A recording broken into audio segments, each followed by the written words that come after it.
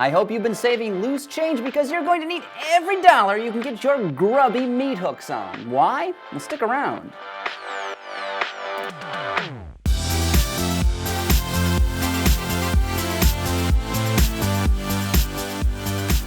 Welcome to another edition of the Short List, and boy, have we got a... Sorry about this. I thought I had it on silent. Oh, it appears to be my cousin calling. Hello, Fitzgerald. Yes, Craig, thank you for answering. I'm ringing you up because I'm in desperate straits. What's wrong? Is everything okay? Oh, it's simply dreadful. I just heard the news. Daimler have been mucking about with the Maybach brand. They've turned them into nothing more than a Mercedes trim level. Oh, I'm Doomed to be the laughing stock of Hyannis Sport. it's tantamount to being driven around in the groundskeeper's Pontiac Grand Am. Wow, that's awful, Fitz.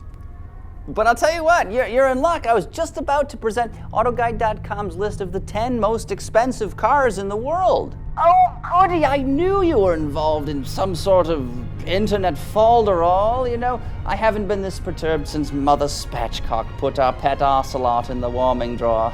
Poor Kinsey. Oh my Goodness, it's terrible. Well? Chop, let's hear those recommendations. I haven't all day. I mean, squash practice starts at 2. And then the horse groomer is coming after the lady. Anyway, as I was saying, here's a list of some of the most expensive cars on Earth, and the first one is actually for some of the world's poorest wealthy people.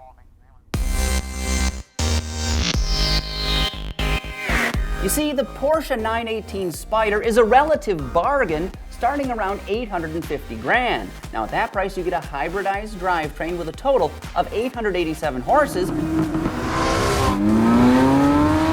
But good luck getting one of these cars for less than $1 million. Remember, Porsche is the company that charges you more than $2 grand for painted air vent slats in the Cayenne. Craving an Italian supercar? Well, forget about Ferrari and Lamborghini. Every new riche D-bag has one of those. If you want something truly exotic, get a Pagani Huayra. Starting around $1.1 million, this car is motivated by a twin-turbocharged V12 sourced from Mercedes-AMG. Output measures 730 horsepower, enough to reach 100 kilometers an hour in a claimed 3.3 seconds.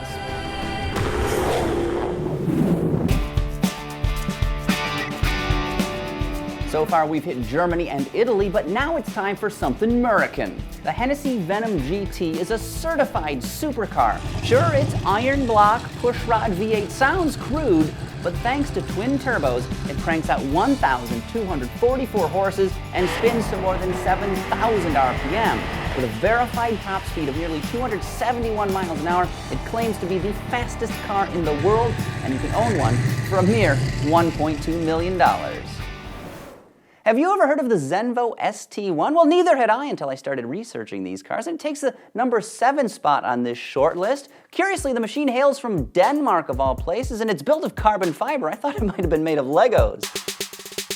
It's powered by a V8 engine that's both turbo and supercharged, putting out more than 1,100 ponies. Curiously, it can be paired to either a paddle-shifted 7-speed automatic transmission or a proper 6-ratio manual. The base price for a Zenvo St1 is reportedly $1.8 million. Billed by Koenigsegg as the world's first mega car, the 1-to-1 features an astonishing power-to-weight ratio of 1 pony per kilogram. Its force-fed V8 delivers a megawatt of power, which is more than 1,300 horses. Terminal velocity should be around 273 miles an hour. Appropriately, the 1-to-1 stickers for around $2 million. Well, golly, Craig, that's all peaches and periwinkles, but you know I like a little heritage with my motoring cars. We don't want to attract the wrong sort. Well, don't call off the fox hunt just yet, Fitz. Our number 5 finisher here has all the pedigree that you require, though unfortunately it is not without a little bit of bad news. Like Andrew Lloyd Webber's musical Cats, it's curtains for the Bugatti Veyron. The last example of this super exotic was just sold, and only 450 were built during this car's decade-long production run. It's reported the average transaction price for one of these beauties was $2.6 million. The final model, a Grand Sport Vitesse, brandishes 1,200 horsepower from an 8-liter W16 engine. Honestly, it doesn't get much more exotic than that.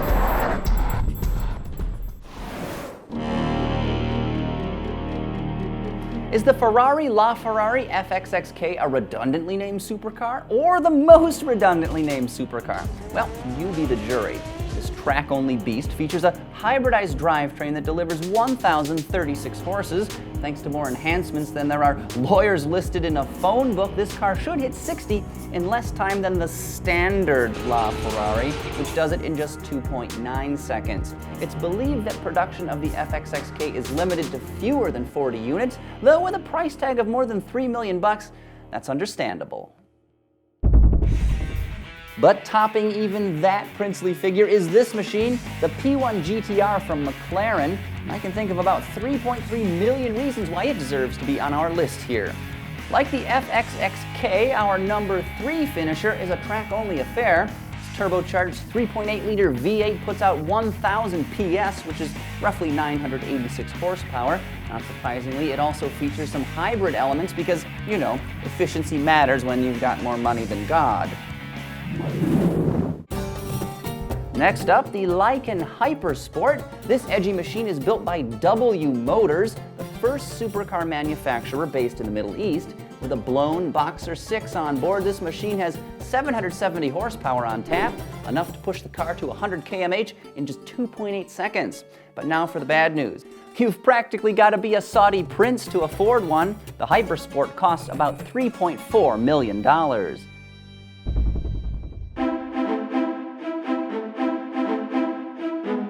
And now for what has got to be the most expensive production car in the world.